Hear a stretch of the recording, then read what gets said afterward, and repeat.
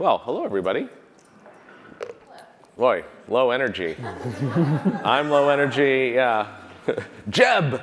Okay. Today's topic, and we could dial it down a tiny bit, the audio. Ownership, control, and access. Sounds like the name of a law firm. And it might be worthwhile to think about why we would dwell on topics like ownership, control, and access. And Sam's going to take some notes behind me, if we can put it up as we go. There we are. And she's going to embiggen it so you can see it. And I think she sent around into the Slack channel a way for you to access this very doc so that you can put in bold any questions or other thoughts you have as we go along. We can also interrupt the normal way. So why might we concern ourselves with ownership, control, and access? Well, I can think of at least three reasons. One reason is something like that already exists around a resource, something that we all maybe have interests in or desire to take part of, and we're wanting to know what to do about the fact. So there's kind of a status quo that we don't know where it came from, but it's already one that involves some form of power over that resource, and we might want to contest or shape or remonstrate against that power. Another reason is something is dangerous, and a dangerous thing should not just be left to the four winds.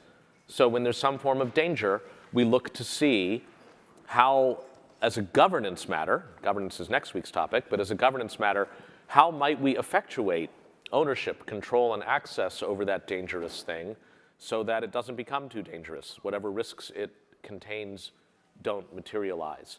And surely a big strand of our thinking around AI and its various guises fits into this category of a dangerous thing that maybe requires some gatekeeping of some kind. And a third reason that we might think about ownership, control, and access has to do with how much of the thing there is. If there is abundance of something that we need or want, that abundance might be the end of the story. Call it oxygen-laden air. Really important to all of us at all times. It's sufficiently abundant that there's no other scheme generally regulating control or access or ownership of the air we breathe. And that is not to be taken for granted, that abundance is, for some of these things, an ideal, and it's only when you have scarcity that you need to start thinking about how to allocate that scarce resource.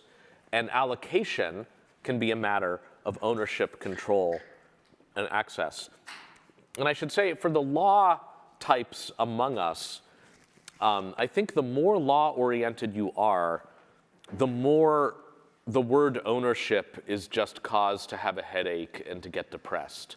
When I say ownership, if word association, what did the law people think of next? It was just ownership. Anything? Law people? Keep off my land. Keep off my land. So right to exclude, for example. Anything else on ownership?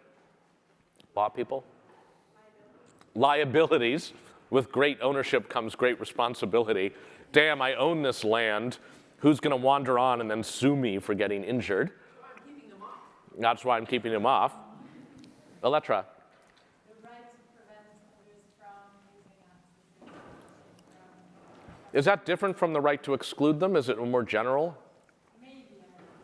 It could be. Uh-huh. So it's very Uh-huh. Alienability. You can transfer it to someone else.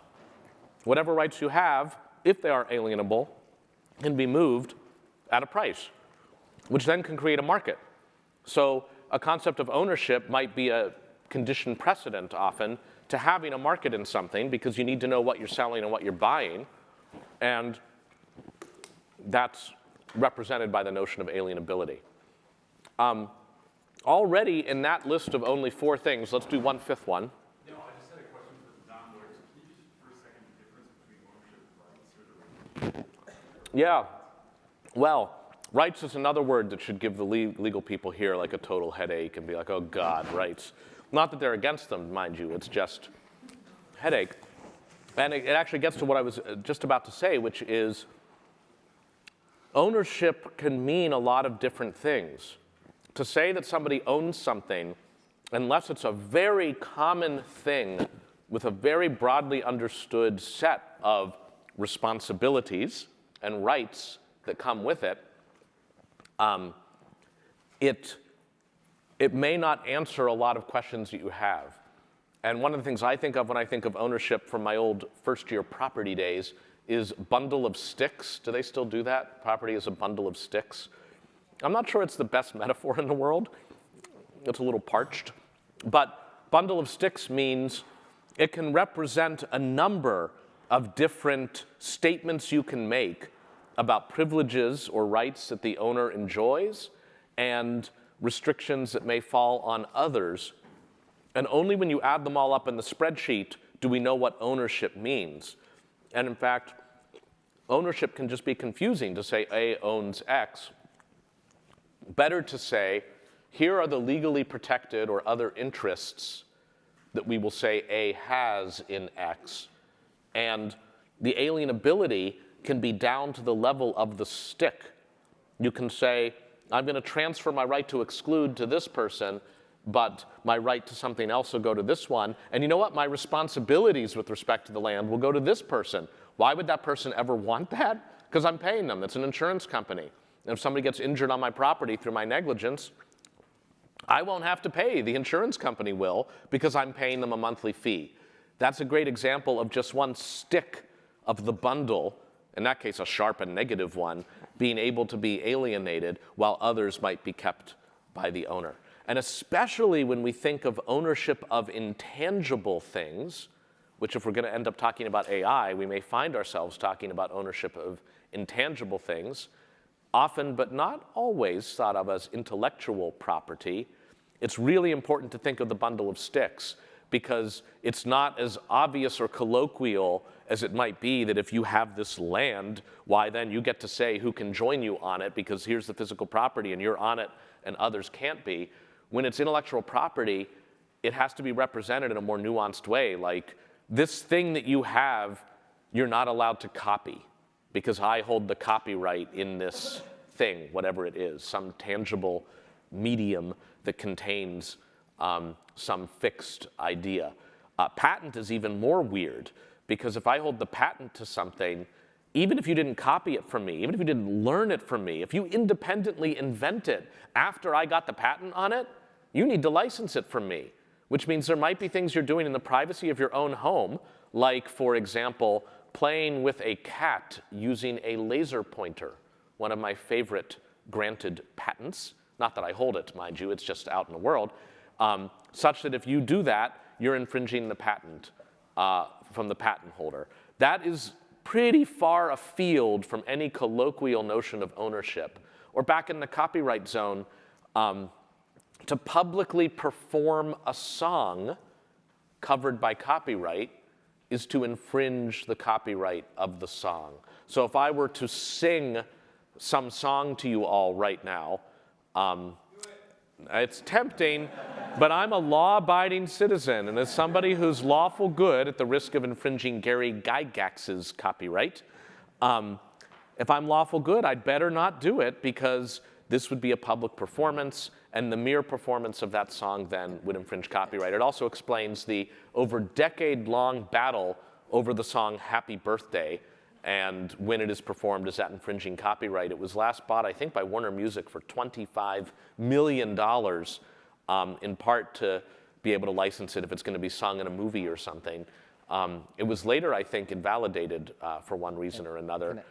So TGI Fridays no longer has to sing the special It's Not Happy Birthday song. Yes? And just sort of putting a slightly technical and maybe Creative Commons hat on, I think the way I usually think about it is that ownership is the ownership of the root thing upon which people build all these crazy rights. So for instance, if you're in Europe, you have database rights and you have all of these neighboring rights to copyright. So you may have so for instance, speaking of model release forms that we need all of you to sign, we have the copyright to the video, but we can't post it because you have a model right. And unless you give us a model right, the copyright can't be used. And so rights are a very weird thing, and especially when you have different rights in different jurisdictions. So for instance, in Europe, you have moral rights, which is the ability to determine how your work is used, whereas in the United States, you don't have that.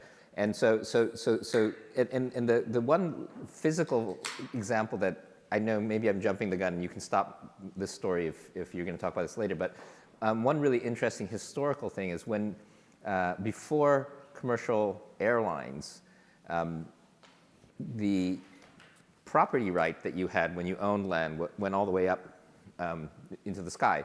And so that airlines had to negotiate with the landowners flyover rights. And I think it was Congress, right?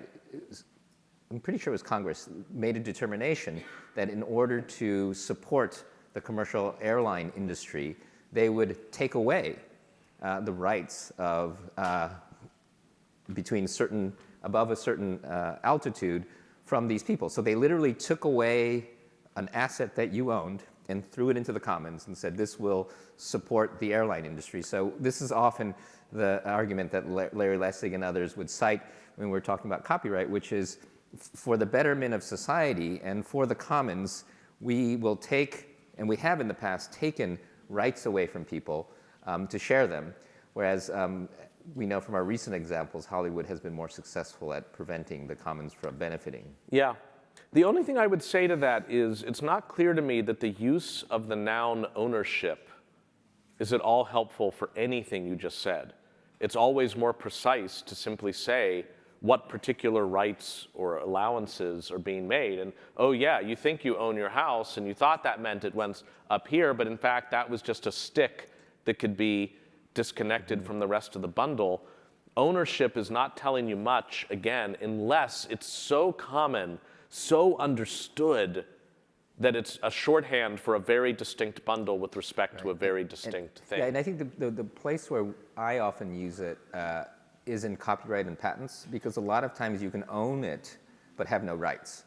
So for instance, in certain, I think in the US, you can't transfer ownership of certain things, but you can transfer perpetual rights. And so yes, patent is particularly bizarre because the inventors have certain inalienable connection to the work. But for the most part, other than that, it's rare to see things inalienable. In copyright, you get into some really obscure rules, like the Rod Stewart rule, that's just my name for it, that says that after about 35 years, any contracts you signed assigning bundles of sticks away from yourself as the creator of a copyrighted work, you can call back again. It's called a termination of licenses provision, and it creates I thought huge that was headaches. Elvis Presley. The later it gets, the more you have to keep going later. Because there's a distinct window. It's like not 37 years and it's not 34 years. You have to do it right in the window and terminate all those rights to relicense them back to the music companies that thought they had cut a great deal when you were young and naive. And the history of that is that there were predatory licenses that were signed by mostly unable to read contracts artists that were horrible. And I think that was just sort of it's an interesting hack. The music industry ended up getting its revenge in 1998 when Congress, at its behest, passed a law that decreed that those original works that were the subject of the contracts for which you could then terminate your license were in fact works for hire, and therefore were never the property of the writer. The writer was working for the company, and they belonged to the company at t=0. That was passed by Congress, and no member of Congress admitted to having any knowledge of the provision. And I don't think they were lying. I think it was a staffer who snuck it into the bill, and Congress just passed it. And there was such an uproar over it that Congress repealed it a little bit later. And someday, some of you will be that staffer. Or if you're really lucky, that musician. Anyway, this is a long way of saying we have predicates of status quo, of danger, or of scarcity that might make us want to think about access and control over something. And if there's a totality enough of it and becomes common enough, we can start to talk about who owns the thing. But those are the main reasons why we might concern ourselves with that. And it's always good then when we talk about allocating a scarcity, what's the thing we're allocating? Is it a particular right with respect to something, the right to exclude, the right to make a copy? Especially as we go intangible, that can be quite important. If we choose a market as an allocative mechanism, with that alienability as one of the basic things that permits the market to exist, that certainly represents a huge policy choice. It's saying if this thing is scarce, the place it belongs is in the hands, whatever, again, we're going to define the rights with respect to it to be, is in the hands of the person willing to pay the most money for it. Or at least whoever has it should be free to part with it under whatever circumstances that person wants. We would typically expect it to be whatever garners the most money. If there are many players in a marketplace and there are low barriers to entry, the thought would be that if there is a big difference between what a seller would accept to part with something and what a buyer would pay in order to obtain it, if there's many players, any difference there will inure to the benefit of the buyer. That's called consumer surplus. That it will end up being that you'll have competition among the many sellers, and the buyer gets to shop at the two different gas stations until they lower their price to just above their break-even point, and that's quite good. The biggest difference between a market with a lot of players in this telling, classically, and one with, say, only one player, is that with one player, with no competition, you get to raise your price to the reservation point of the person most ready to buy it, and the surplus goes to the seller. I think to a classical economist, that doesn't matter. That's not a terrible thing. It doesn't matter where the surplus goes. The transactions are still happening. They just might be going to different people. But market allocation is itself only one way to allocate scarce resources. On April 14th, 1912, seats were scarce on lifeboats in the North Atlantic, and the folks of the Titanic on the port side of the ship chose to allocate the seats women and children first, and on the starboard side, they allocated the lifeboats first come, first serve. And it was not whoever has the most money, which was quickly dwindling in value, is allowed to purchase a seat on the lifeboat. And we might think, regardless of which scheme you choose, or a third one on lifeboat allocation, that market wouldn't make sense for something like that.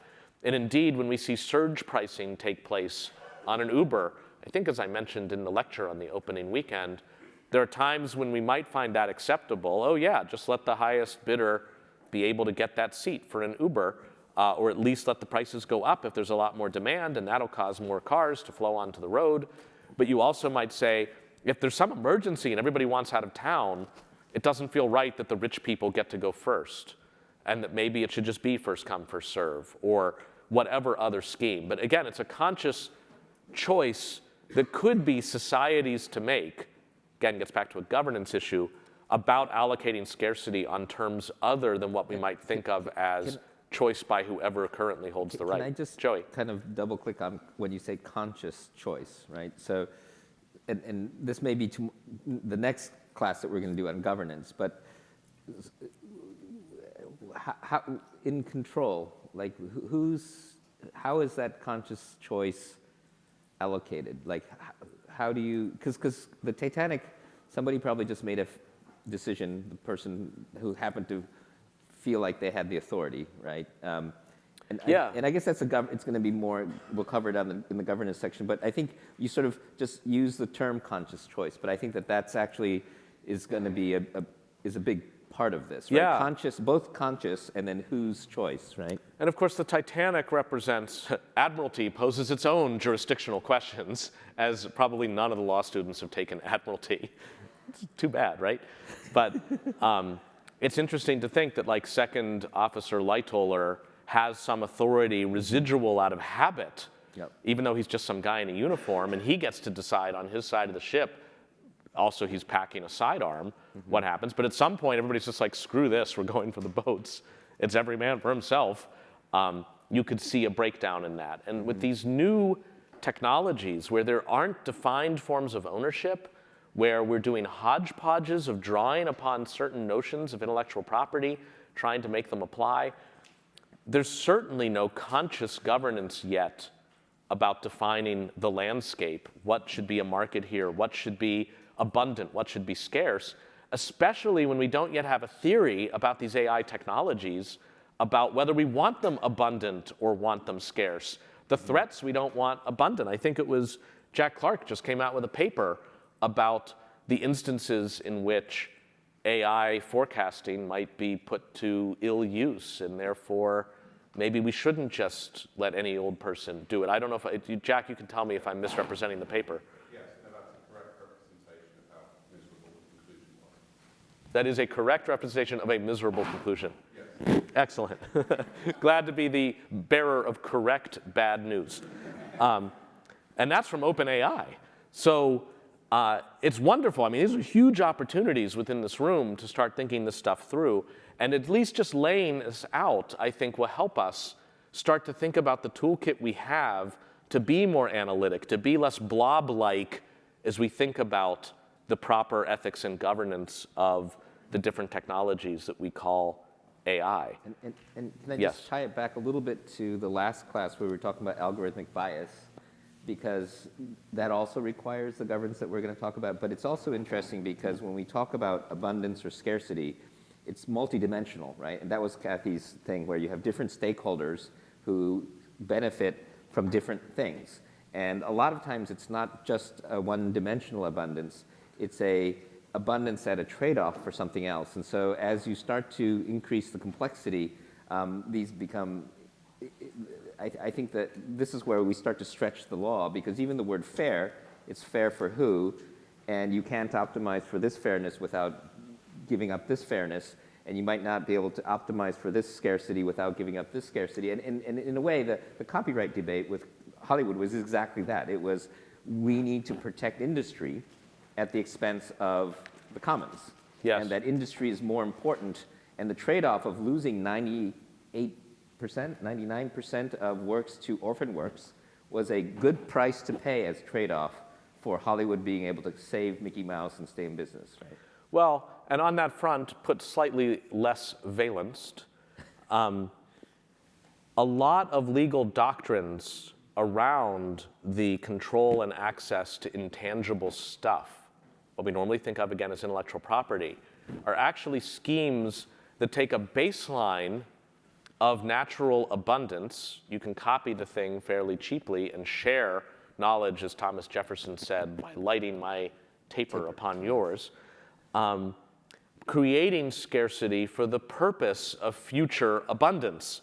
That people won't bother to have an idea unless they're given some legally defined rights and defended rights with respect to it, so that they can profit from it through creating a market in that idea as if it were scarce, and everybody has to act as if it's scarce. And I don't think that's a crazy idea, but it is one that carries its own costs and benefits, including in fairness. If you think of certain ideas that could be life-saving, in patent, there's a technique for doing something with an eyelid in order to do better eye surgery, and the surgeon patented it. And if you should use that technique without the license, you're infringing the patent. You could be in big trouble. So it's a neat example of some of the trade-offs. And when I think of some of the doctrines, which it might just be worth to limn right now, we can't do a mini course in each of them, but I at least want to put them on this grid-like table here. Doctrines of copyright, of trade secret, of misappropriation, and of patent are each in the zone not of dealing, for the most part, with a dangerous thing. It's only in the weird corners of patent where there's a little bit of review at the patent office that if something involves nuclear, the government gets to review the patent application and just decree it to be classified, and like, sorry, you lose as the patent applicant. But like, talk about a weird, rare exception. For the most part, it's creating a scarcity for the purpose of having the innovation take place at all, and then for a limited time, with the idea being that after a mere 95 years, it's now free as the air to breathe for people to use, and that's in the case of copyright. So that's one class of form of control and access imposed for a particular utilitarian reason that we could draw from the principles of those to try to define with a shorthand control and access over AI technologies. It's just, especially if we're not wanting to do this for the purpose of creating scarcity to in turn drive innovation, we may find that the doctrines aren't that helpful. Other forms of doctrine that maybe are about enforced scarcity, privacy. If you really care about privacy and there's some form of privacy law, what is it ultimately but with the help of the government telling people or companies that they cannot utter certain things, they cannot move information from here to there, from one party to another, lest it impinge upon the privacy of the person to whom that information relates, put generally. That's an enforced scarcity, and not even one that would be like copyright, solved by market tests, but just might be like, no, you cannot use this data this way, at least not without the consent, singularly, of the person who was the source of the data or to whom the data relates. Privacy itself turns out to be a huge patchwork rather than a comprehensive schema, especially in the American context. Yes? Just curious on this, on some of these kind of, where you're trying to build in scarcity in order to encourage the future behavior. Yes. How do you think that interacts with some of like AI-enabled surveillance, where no one would get me for infringing on the laser pointer patent at my home, but maybe Alexa will, or things like that, where there's sort of a sense in which a lot of these things were almost unenforceable, but now they might be. Yes. To be totally recursive about it, I think about the patent that Microsoft filed on the use of the Kinect camera to detect how many people were in the room for the purpose of charging differentially for the movie they're all about to watch. Because if you have enough people in the room, it's a public performance. And it's just something that even without it being a public performance, they can simply refuse to show the movie until a certain number of people, like clipping a coupon, are willing to hide behind the couch to watch the movie. And make no mistake, that's a great form of price discrimination because people are like, screw it. I don't want to sit behind the couch. I'll pay another 50 silver credits or whatever it is that Microsoft's taking these days. And you're right that that is affected by the technology. And really what that is a gateway to something we haven't put on our list yet. And I don't even know if it really has a great name. Digital rights management is what people sometimes think of it of, but of course that's already using the rights word. And the cool or terrifying part of DRM is that it need not map to any legal right. That's why Richard Stallman insists on calling it digital restrictions management. I tend to call it, in my own euphemistic way, technological complements to copyright. It's a form of using technology that may be pervasive for one reason. I got Alexa not to enforce my laser pointer usage, but to be able to order replacement cats should I run low. And instead, it's now used for these other purposes. But I think what we see, especially when we start thinking about the AI landscape, are forms of protection or assertion of control, and even what we might colloquially call ownership, through simple technological fact. And I think that fits into my original first category of status quoism. It's just like, look, if you want the Kinect and you bought it, this is how you're going to have to watch movies these days, and your only choice there is not to buy it, not to have an Alexa. And if you're on a public street and they're using cameras on the street, you may not have the same kind of opt-out that you would otherwise have. Joey, were you going to say something on that?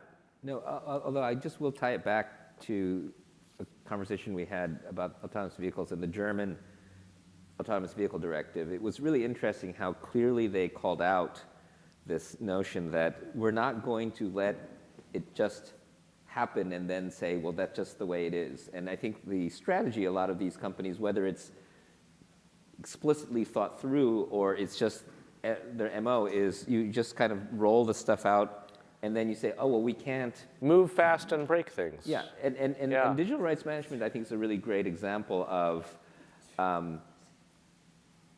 the companies that do it not trying to innovate on any better way to do it, but now through the passage of laws, they say, well, we already have this. We'll just keep doing it this way, even though it's terrible for security audits. It breaks the internet. It makes content fall apart. And so I think the interesting thing is and this ties to, I think, the lack of technical ability of the lawmakers, because they're not sophisticated enough to say and push back and say, well, could you think of a better way to do what you want to do? And I think this is partially why we have this class, is so that lawmakers can call up their cryptographic friend that they met in this class and say, hey, is what Netflix is saying, is this true? Bouncing off that, one thing I wonder is how do we get at that? How do we actually make patent office? How do we, as a community, as a society, decide on like what needs to happen in order for patents to be more reasonable? If you think that there's just this prevalence of patents that are unreasonable, especially within like the software technology space. That's What are the steps to actually get to that? Yeah, it's a huge question, and short answers include, call your member of Congress now, stop SOPA, start this other thing, that kind of just pressure representatives if you have a vision of the good, even if it conflicts with the financial interests of people enjoying it.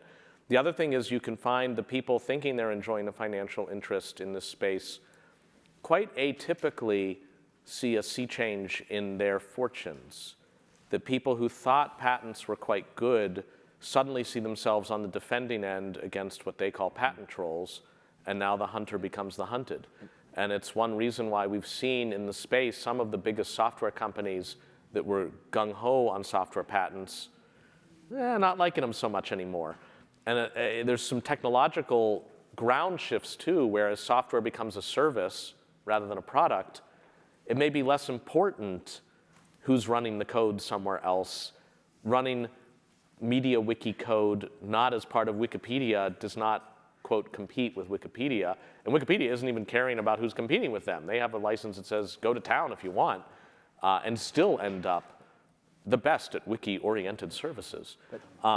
So I think we've seen sometimes changes in that. And in the United States, as judges have grown, have seniored out and newer judges have come in, you've seen some skepticism over the scope of patent for software, just even in recent years. So I wouldn't call it a brittle or an ossified. I wouldn't call it an ossified space. There really is change. It's just often patents on software is too broad, really, a category to define when we think it's helpful and when it isn't. Well, but I would point out, I think that for most of these things, you can also use the old follow the money rule.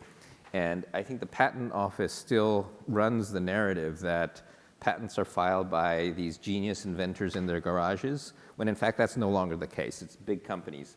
And to protect the genius inventors in the garages, they've made it originally set up so that it's very easy to file patents, but very expensive to overturn them. And if you overturn them, you don't actually benefit that much. So doing something as simple as making it cheap to overturn, say you get if you're right, for example, you get a reward, and the person who is overturned has to pay a penalty. Well, if you're a lone inventor, that would be risky because big companies would come after you. But in this case, in fact, what's usually happening, especially with software patents, is you've got big companies filing the patents and little startups being crushed because they can't afford to go after these guys. And so I think changing the incentives to fit the reality of society. And the problem is that lobbyists are hired by the people who have the money, and people who have the money have no incentive to change it. In law, we dryly call that a public choice problem. Why we put those two words together to describe that as the problem, I don't know. But it's a public choice problem. Now we have Alex Stamos, the Chief Security Officer of Facebook, joining us approximately at the top of the hour, which is only 10 minutes away. And he can, among other things, talk about the paper assigned for today about Facebook's own inventory of the problem of propaganda, especially including automated propaganda, some of which may be complex enough to call it AI, but who knows, and some of the ways in which Facebook thinks defenses should be mounted against it, some by Facebook, some outside of Facebook. And to contextualize our discussion about ownership, control, and access, if we're already thinking of Facebook as an environment that at the moment at least is so singular, so totalizing for its zone, that what happens there has public implication. It's not just like some random newspaper in some city that has plenty of competition and whatever. There's something about Facebook that feels singular. And because it's about the flow of ideas and what I call agenda setting, what people see, if it goes, quote, wrong, however we want to define wrong, you could end up with a misinformed populace. You could end up with an election with a different result. There seems to be some interest in controlling at least anything we might identify as huge misuse of the platform from outside. And some of the stuff I'll be curious about in light of our framing today is, to what extent does Alex think of Facebook's powers here as conferring responsibility that is uniquely Facebook's? Or are there other entities that he thinks ought to be taking responsibility for it? How much does it not have? Maybe there's no responsibility. It just is what it is, and Facebook, for its own market reasons, might choose to intervene. But otherwise, it's up to basically Facebook to decide. Or does he feel differently about that? It's a great example of people not yet having figured out who should own what in that field. I think we all tend to be sharing the idea that it's really important. And if you haven't heard from Alex before, he's a bit of a raconteur. But it'll be great for this group to kind of pin him down a little bit. Hallie, were you going to say something? I'm just wondering if we are going to have the opportunity in this class to talk about ownership, not only of who owns what technology, but also the material and other outputs of the technologies and who owns the rights to that. So for example, when you don't own, when individuals don't necessarily own their data anymore, or that there is, that companies are, whole companies, the entire business model is predicated on using your data that you no longer have ownership of. And so I'm wondering, in just like the broader context of the questions around ownership, are we going to talk about that? I think we should absolutely talk about that. We may even find some time today to talk about it. Alex may find himself not that interested in talking about it. He will, in one way or another, say, I'm just the security guy. But the one thing I would do, maybe as with patents and software, is first get rid of the word ownership. Owning your data, I don't know what that means. I want to know, when you say own your data, tell me the rights with respect to that, which translate to restrictions on others about what they can do with it. And I think then we want to be quite refined about what we mean. The usual model, under the rubric typically of privacy, not of intellectual property, for control of one's data, tends to be, first, we identify sensitive data versus non-sensitive data. If it's sensitive, then maybe the default rule is somebody can't do something with it without your permission. If it's non-sensitive, if they find it out one way or the other, they're free to do as they please, unless they come to some other arrangement with you, which maybe they would do if you are the one giving them the data. Yeah. I guess it's like, given, it feels like, you've kind of said it a few times that the way that, it's so awkward. You've kind of said it a few times that currently things have evolved in this patchwork way, and it's not a schematic structure of privacy as an example. Yes. It feels like with so many of the things that we are talking about, it's like we're cobbling together the pre-existing notions of how things should happen to figure out what the solution is for something that had never existed before. And with respect to data, specifically, I think this is relevant to other subject areas, but it's almost like right now, it is the different companies who use data, your data as an individual, have figured out how to make it most expedient for them to figure out what do I have to do, what is sensitive, what is protected, what is a protected category, what is PII, personally identifiable information that we can't share.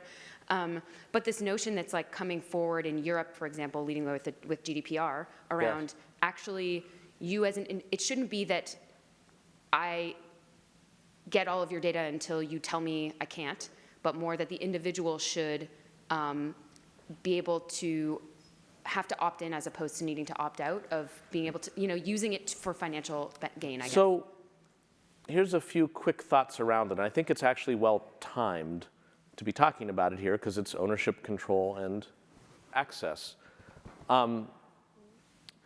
First, it might help to think about what are the known unknowns and what are the unknown unknowns. And by that I mean, what are the perennial problems with privacy, to be unduly alliterative, that have haunted us from roughly 1972 and the rise of computerized mass storage and the use from 72 or so onward of data banks for keeping track of who should get consumer credit, that kind of thing.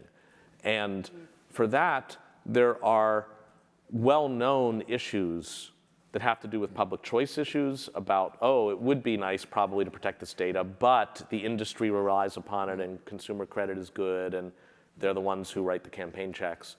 I would separate out maybe the known issues that aren't distinct to the tightly coupled, autonomous, obscure, adaptive, complex technologies that we're loosely calling AI and say, what might be different about AI in this zone? And I'll give you a quick example on that front. The normal model of privacy is we know up front typically what's sensitive and what's not sensitive. And if it's sensitive, maybe we have a different default rule about whether it can move without permission, opt-in versus opt-out. But with AI, you might be able to say even the most innocuous things turn out to track to other things. Inferences can be made that people can't do, but machines can, which makes almost any datum potentially sensitive. The worry is that now proves too much. Does everything have to grind to a halt? And what does it mean for me to opt in at t=0 when I don't even know the implications of it? It might mean that thinking about the data as sensitive or not is not the right way to do it. It must have to do with use rather than with collection. The other puzzle I've been trying to figure out, I forget if I mentioned this before, is whether the way that something like Facebook might be able to make really insightful and against my interests predictions about me, what my vulnerabilities are, when's the right minute to show me an ad for a payday loan kind of thing. Is it on the basis of a ton of superficial seeming data about me that results in a deep dive, a portfolio of me, in which case maybe traditional privacy law can help because I can decide I don't want you to do that with my data. It's my data, don't do that. If on the other hand, through its 2 billion users, it can know whether I'm in one of the 15 basic categories of humanity, and once it's put me in box number 13, it can make all sorts of insights about me, and all it needed to know was my stance on gun control, what topping I like on my pizza, and whether I use many words or few when I make an appointment to see somebody for a specific time or not, then I'm at a real disadvantage because it's other people's sharing of data that's gleaning insights against me. And how to solve that, I think, is a great example of an unknown unknown for which the normal tools that we have in privacy law don't apply at all. Yeah, Joey. Yeah, I mean, as usual, want to bump it up one layer because I do think this is actually a peculiar affliction of America, which is if it's legal and it's technically possible, it's probably okay, right? And I think the problem is, like that paper that we read about the FICO scores being used to target households, because it's not personal identifying information if you don't target an individual. Well, clearly the people who are doing it know that it goes against the spirit of the law. Clearly there is harm, but there's something about the capitalist democracy that we have in America that if you can kind of get away with it, people don't really take them to task. I mean, people write about it and people get outraged, but not a lot happens. And it's not necessarily that this is better, but if you see, for instance, in Japan, even if it's not against the law, if somebody does something kind of bad, people take them to task, and they often, and the Uber CEO thing was an example of people getting outraged. But I feel like the American tolerance for people doing bad shit to make money is pretty high. And I feel like a lot of this stuff, as we start to sort through things like privacy, there are always going to be ways to stay ahead of the law. And I think that the lawyer-based ethics system that we have, and this is why we have ethics in this name of this class, is I do think we do sometimes want to think about where is the law the appropriate tool, and where is the law always going to be so coarse that there will always be a way around it. And I think for data, because it's advancing so fast, and there's a great document, it was a Snowden leaked document about your agency, the NSA, and how they're... You mean the EFF? The EFF, yeah. How they're getting so much data that they're not storing it, they're just training a model. And that model actually isn't data.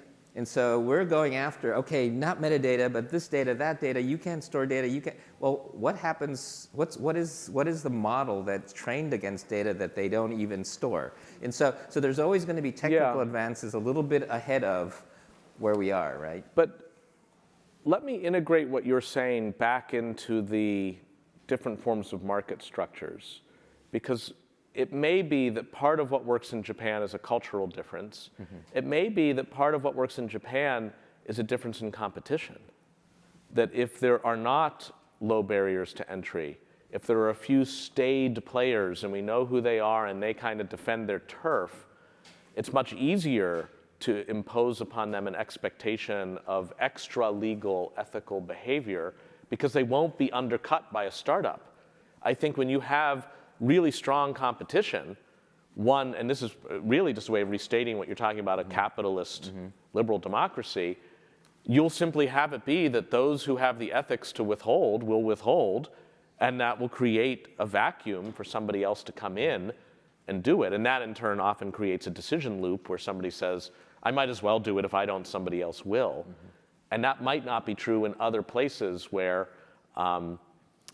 you don't have competition. And a lack of competition is often, from a governmental point of view, an invitation to more effective regulation because there's only a handful of places to apply the pressure. And I think that might account in part for the difference in suasion ability. I saw at least one of the bold questions was fairness versus justice. That's a deep question. It's usually in our turf, tell me if I'm right, law students, fairness versus welfare. Basically Kant versus Mill, this time it's impersonal. And thinking through when we should have an approach that's rights-based and fairness-based versus one that just says greatest good for the greatest number. When I think of pitting fairness versus justice, I'm not sure I understand that lineup. But who asked about it might want to unpack that a little more. Yeah, Kathy. Hi, this was actually, it's been on my mind since the FAT-ML conference, because the topic of fairness versus justice came up. And it was interesting for me just because I think in tech, we talk about fairness a lot, and in some cases probably mean justice as well, but fairness is the word that's used, and maybe it's because justice isn't in our vocabulary. Not that we've never heard the word, but just it's generally just not in at least computer science or engineering type. Like, we don't talk about justice as much. And there were a couple of talks at FAT-ML that really, so there was, I guess, a famous now quote, and I'm going to butcher it, and I'm sure the law students know what it is, but it's the case where the juror was asked, like, if they shouldn't, or if they've been treated unfairly or something, and but the gist was that this guy was like, oh yeah, I've been beaten, so I feel like I've been treated unjustly, but then everyone was beaten, so I was treated fairly. And when it's told correctly, it's like funny, and there's like a punchline. But this, I'm not. I love how we could just all assume it was told the right way. It was told correctly the right way the first time. But this idea of fairness versus justice, and just how to have that conversation around this, and yeah, and how do we? That's interesting. I normally think of justice as something associated with the state. The sovereign has the ability to dispense justice. and can do so in a way that is just or unjust, that interpersonally we talk about if we're treating each other fairly. But that might be more a colloquial notion than one that we see represented in the professional literature. I don't know if the philosophers among us, if it leaps to mind a big difference between those highly loaded, baggage-laden words. I'm looking at our resident philosopher, but yeah. Here's a philosopher here. I mean, there's a very famous conception of justice that equates justice with fairness. That's Rawls. Yes. But he has a very particular idea of what fairness involves there. You're right that often we talk about questions of fairness versus welfare. I would say that philosophers wouldn't think of justice as only having to do with the state, although they would tend to think that justice is about questions of what we do, and then an analogous question individually would be about ethics. Uh-huh. So that would be the difference, the distinction that we would draw there. Uh-huh. But you're right, then fairness, I mean, I take it that like part of what goes on in like the tech circles is that fairness, people think there are various ways of sort of quantifying whether something is fair, and there's sort of technical notions of fairness that might be in play, and then there are sort of things in like, social cognition. We look at, non-human animals, and Yeah. they seem to have a conception of something we are inclined to call fairness, and Yes. so all these would be very contested kinds of Well, terms. let me bring it back, and I assume we're on standby so that if Alex were to call on Skype, we would know it. Is that right? And he has not called yet. That's fine.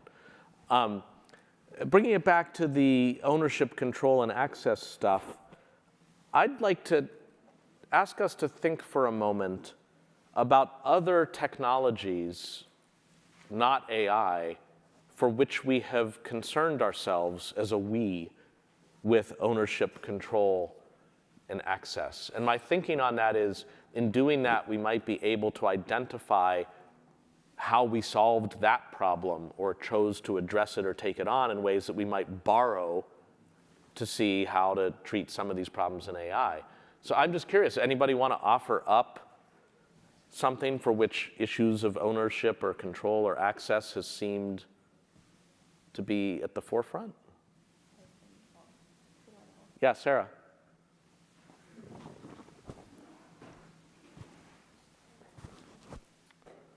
This isn't quite a technology specifically, this is going back further, but something I've been thinking about is rather than co-opting like everything having to come from one paradigm, like we own everything or we own nothing, that most of these things as they've evolved in our culture meet somewhere in the middle. And an example that comes to mind is around the rights to one's person, like one's physical body, which I guess one could argue is a technology, but not the way we normally talk about technologies, and specifically like a government's right to ask wealthier people to pay taxes that help support the state, but it not being okay, for example, to harvest a person's organs to save 10 people that are in need of organs, or it not even being possible to sell, in most contexts or most countries, to sell one's own organs legally. And so it feels like I don't know why this is exactly, but it feels like the barrier of the skin or the body is often sort of the barrier between ownership and, I don't know if I'm articulating this very well, but like an outside imposition of what can be done. And I feel like in AI, there might be something similar that we reach, that it's not really wholly one or wholly the other, but kind of somewhere in the middle, and I don't know where that boundary would be because it's a lot fuzzier.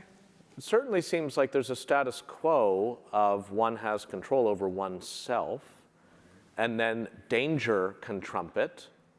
If you are a danger to yourself or to others in some way, there feels to be license, and there are legal frameworks with which to assert control that overrules that background idea. So that fits into we start talking about ownership, control, and access about something dangerous.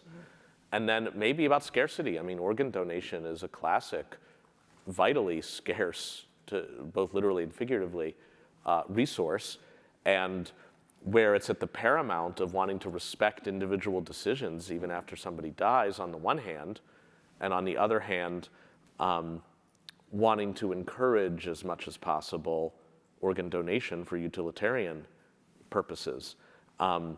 And to me, it actually connects back to the privacy stuff we're talking about. And we talk about the American paradigm versus others. The American paradigm is heavily choice-based, that the more you can just say you're giving somebody a choice, whether it's opt-in or opt-out, you're done. They express their view, and now you're just respecting their view when you take all their information because you gave them a choice at the beginning about accepting or declining. And that sounds like Alex Stamos. Good timing on, this is classic Facebook model sort of thing. And I got to say, as you may have heard me say, I find choice to be there quite thin, that there are too many things to ask us our opinions about. And often, if the choice is, do you want to get screwed over or not, don't give me the choice, just don't screw me over. And organ donation is the big exception to that in my mind, where we think reasonable people, or maybe unreasonable people, but people can disagree and we really want to respect their choice. And we don't know until we ask them how they're going to feel about it. I was actually not thinking, not even about organ donation, but Yeah. like the faults of utilitarianism where you could say, well, we could sacrifice this one person to save these 10. Yeah. And maybe Facebook's doing that too. I mean, it's really getting beyond even one's own individual rights to oneself. Well, it certainly gets into when data in bulk might be used to cure a disease, including bulk genetic data that you're sitting in 23andMe, you get very much into that utilitarian. I don't know if that's a fairness versus justice or fairness versus welfare. Probably fairness versus welfare kind of model. There's Alex. Before we turn to Alex, hi Alex. Hi, how you doing? Good to see you. Other things I'd put on the table real quick as technologies for which maybe we've worried about ownership, control, and access could include the internet itself, for which we could talk about net neutrality versus open access versus municipal broadband versus totally private networks. All of that have their application in, there's scarcity, how do we allocate it? Do we use a market? Do we use some other means?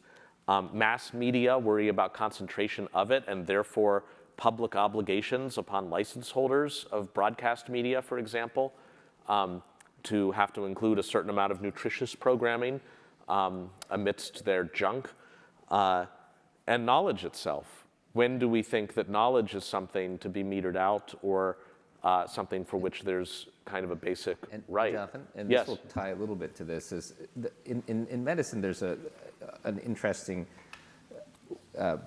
way to think about consent versus duty of care. And I think that that's kind of your first order one, second order ones too, but I think that's the problem I see a lot of times in the American system is that you have these click-wrapped consents where people aren't informed. And in medicine, you're a little bit more strict about what consent is, and you also have very strict adherence to duty of care. And I feel like we're missing that right now in the digital world, and that maybe there's a way to learn a little bit from how we think about it in medicine and apply it to places like Facebook.